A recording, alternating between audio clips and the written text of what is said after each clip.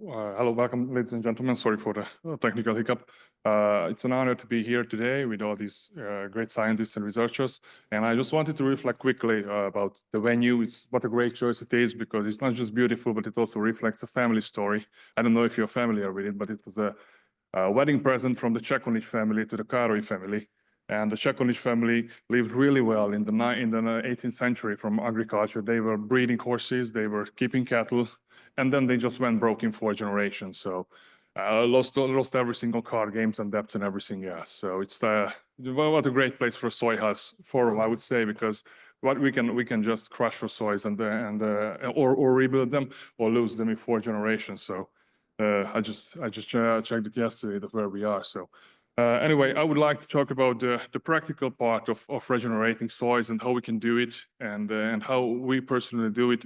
We are not on the science part, but we are on the consulting part, helping farmers into the transition in Hungary and the surrounding countries.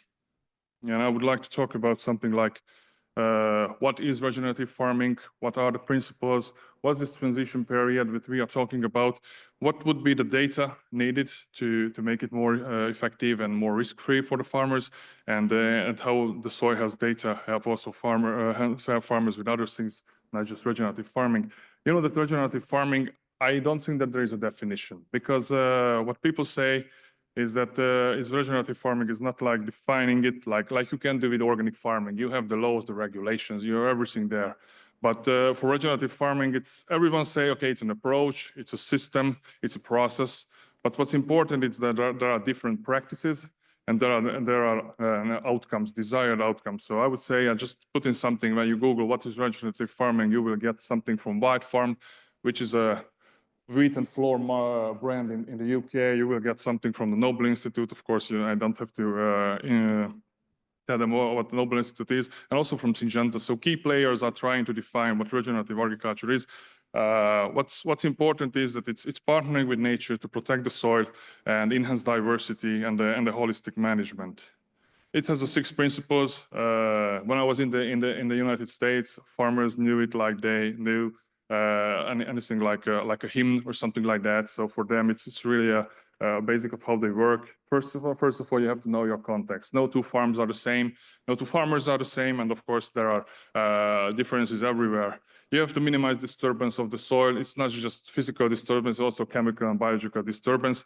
You have to keep the soil covered, protected from erosion, protect from UV, and protect from all the harms that can damage your soils. You have to maximize biodiversity with your crop rotation, with using cover crops. Also keep a living root 365 days a year just to keep the soil functioning. And if you can integrate the livestock. It's very important to say it was only the 5 principles of soy health a few years ago. Number 1 was out, and then they just realized, okay, it's much more important to know the context. And I think what soy health data can help us is just know our context. You know, we have different beliefs, we have different climatic properties, we have different soil properties of our farm. We are, as people, different. We believe in different things. We aim for different things.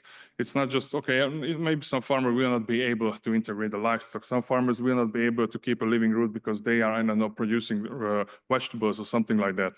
But anyway, this is a really good guidance. So if there are no definitions, commonly accepted definitions, but there are some principles for soil health and regenerative farming. The transition period is what we say is when a farmer decides to go to regenerative farming from a conventional farming, and then they just say, okay, I will try to minimize. I will try to keep myself to the 6 principles of the soil health. Of course, there's something on the loss side and there's something on the win side. But the big thing is that you will be able to do, the farmer will be able to do everything in partnership with nature. Nutrient availability, weed control, pest control, preparing seed beds. When you talk to Hungarian farmers, they will say, okay, I will just use this equipment and this and this and that, and then I will be able to do everything in 4 or 5 passes. And absolutely making an artificial seed bed, which looks great and works great until the first drought or the first big rain. Of course, this means more work in the farmer's head and less work in the field. So it's more intense on the knowledge side and less intense on the input and the work side. but then it would also mean increase of soil carbon and an increase in soil biology, and also would mean lower expenses and higher farm profitability. So you can say, okay, this is great. Why aren't we doing it? Why aren't we going for it all in? So in Hungary, we have 4 million hectares under arable cropping. Okay, and I would say maybe 1%, or let's just say, if I say 1% or 2% are under regenerative farming, I would say a lot. So why is that? Why isn't there 50, 60%? There's something, there must be a catch somewhere. And the catch is that regenerative agriculture is not fair-safe. It's not fair-safe on the financial side, not fair-safe on the farming side. So you can see that there are everyone is modeling an initial loss of profits, maybe and also an initial, not just a loss of profits, and you are not even at break-even point. But some would say, okay, it's just a 2 or 3 years. Some say it's 5, 6 years. We are seeing more and more with current technology, with current knowledge, we are seeing more and more farms who can do this with really a minimum loss of profit.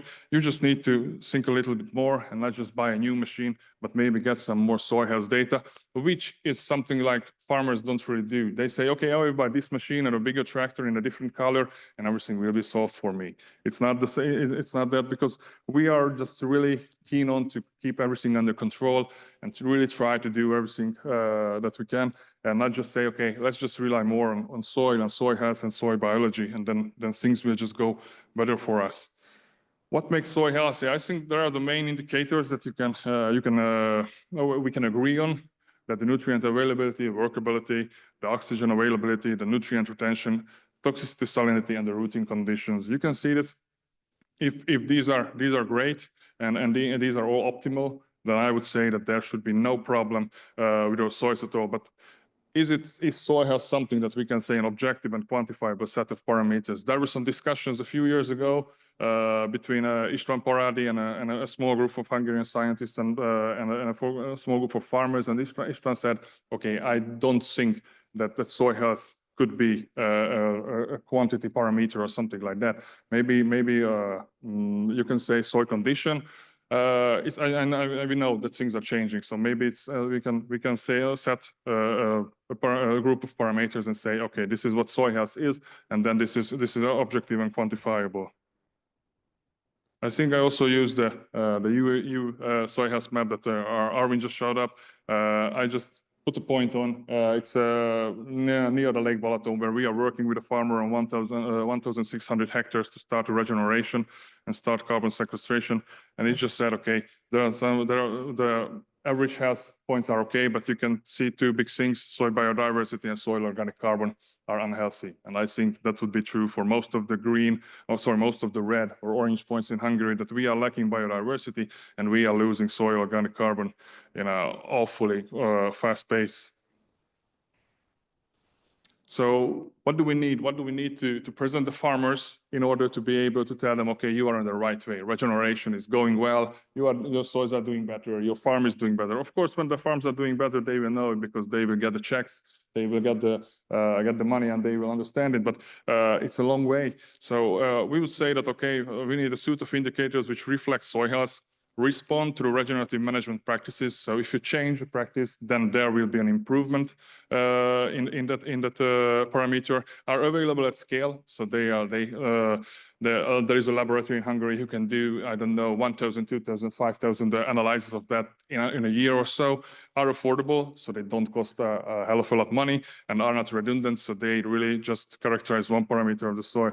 I really just brought out some parameters. I think this is just 1/5 of what we can find on the internet right now, from 40 to 50 or even 60 parameters, which could be chosen to characterize soil health. And some of them are available. Some of them are really a standard procedure in the laboratory and available for a cheap price. Some of them are really a special one. Some of them are not even done in Hungary or not even in Europe. Maybe they are done in the United States only. What do we have to choose? What shall we use there? There was a great literature there where they listed all these parameters and then all the practices, and where you see the asterisk, this means that parameter that analyzes really reflects the change in that practice. So this is something that we should choose, and you see this is like 20-something parameters as well, some of them costing multiple hundreds of dollars for one sample. So I would say, okay, which shall we choose? And we are running the carbon program here in Hungary on 4,000 hectares, starting only this at the beginning of this year. And we are using only these parameters at the moment. I would say only because this all together with the Haney test and with the Hungarian lab analysis use some 42 parameters altogether. But we are building on the total carbon from the dark combustion. We are using on the bulk density, a Haney soil health test for those parameters that I listed there. We use a Hungarian test for the NPK, pH, and the nutrients. We use a fungi and bacteria count as well. And in some years, in some places, we will be using metagenome sequencing. So that's cost a little bit less than 22 euros per hectare per year for the farmer for a 10-year project running. So I would say that this is something that even with these current grain prices, farmers could do. And these parameters do indeed reflect the soil health, respond to the practices, are available at scale. We are running thousands of analyses in a season, are affordable, I would say, for the farmer, that are not redundant. But how do we turn this into a successful transition? First of all, what is a successful transition? What are the outcomes? Who shall define the outcomes? We see more and more, it's a trend that multinational companies, food processing companies coming and say, I want this and this and this, and this will be regenerative farming for me. This is a FAIR report from 2013, and you can see all these definitions coming from the food industry. And they are saying, okay, I want to see this and this from a farmer. But what does the farmer say? What does the policymaker say? What do the consumers say? And what do the researchers say? Can we agree on something like, okay, if we see this in the soil, then this is a successful regenerative transition? I would say there are multiple indicators. We talked about already that regenerative farming is practice-based and also outcome-based. So we have to keep them in line. We have to have the targets, we have to have the practices, the results, and the outcomes. But what's important is that sometimes people are too focused on practices, just like we do with the organic farming, when we are always focusing on the practices. You can use that one and you can't use that one, you can do that and should not do that. But I would say that regenerative farming is a bit different in this matter. So you can see there, it's like the example shows how the objectives, the practices, the results, and the outcomes should be defined for a carbon farming project in Europe using normal grain crops and what we normally produce. And we should say, okay, we should have the target-based indicators. What is it? We have a carbon management plan. We must have the practices. We have to do something that will increase the soil carbon content. You can see that in the middle column, but you can see that cover crop, this can be a change to shallow tillage or no tillage. This can be organic amendments, adding animal manure, and so on. We have to have the results. So we have to say something, okay, 25% of the area is covered every day in the year. And then we have the outcome, of course, which is that the intervention is delivered what we are looking for. For example, there is an increase in soil organic carbon content. What else can we do with the soil health data? I would like to add 4 other case studies that we can see. We can see that the land use optimization. Of course, it's not. It's more common in the Australian farming scene that they are thinking about. Okay, is it 5 tons or 6 tons of wheat? Is it the best that I can do with this soil? Produce 5 tons wheat, I don't know, 6 tons corn, and get some money from it. Shouldn't I think about maybe turn it into a grassland and do adaptive multi-paddock grazing, and then just go into a different system? Or shall we plant trees? Or shall we just do something different with all these things? And then I have to have the cost-benefit calculation, the carbon sequestration potential calculation. This is something up and coming in Australia. I think it's quite far from here in Hungary and maybe in Europe. Carbon farming is, what's the potential of that field, of the soil, of the farm? What will be the annual sequestration? Can we even calculate the payments for the farmers? And will there be a point in 20 to 60, 30 years when the farmers should be paid for just conserving that and not just adding more carbon? Because farmers keep asking, okay, how long will it run for me? How long can I do it? There is also reducing the input usage, what we can do with soil health data. There are lots of questions. These are all questions coming from farmers. in process of regeneration or transition to regenerative agriculture, when can I use less nitrogen? When should I use more nitrogen in the beginning? What's the connection between a soil health test and a metagenome analysis? Can you tell me if this one is the marker is this one and the other one is that? Am I doing good or not? How do pesticides affect soil life? Can I use fungicide treatments on the seeds and also on mycorrhizas at the same time? And what's the effect of glyphosate on soil life? Also, really exciting research topics. And there's always the question, can I go regenerative by being organic? And the question is, okay, maybe you can do, but maybe in 5 out of 5 years, maybe 1 or 2 years will be okay. 3 years will be catastrophic. That's the current experiment. Also, what we can do with soil health data is to have farmers with food labeling and with tracking the food to the consumer have more greater accountability. Can we certify regenerative farmers based on soil health data? If yes, what would be the markers that we should use?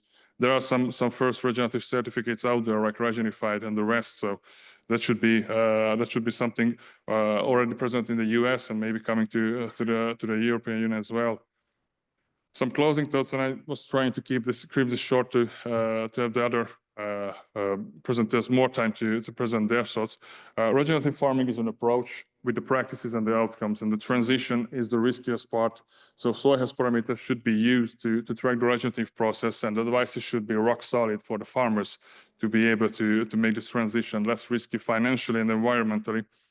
And the detailed soil health data can also be used for something like land use optimization and transparent food labeling. And apart from profitability, regenerative farming is another indicator. And I always say this because I always love to say that we see positive examples that farmers are spending less time in the field, spending more time with what they love to do, families, friends, hobbies, and so on. So time is a valuable asset. So you don't have to rush all the time and just get everything done quickly. So this is it. Thank you very much for your attention.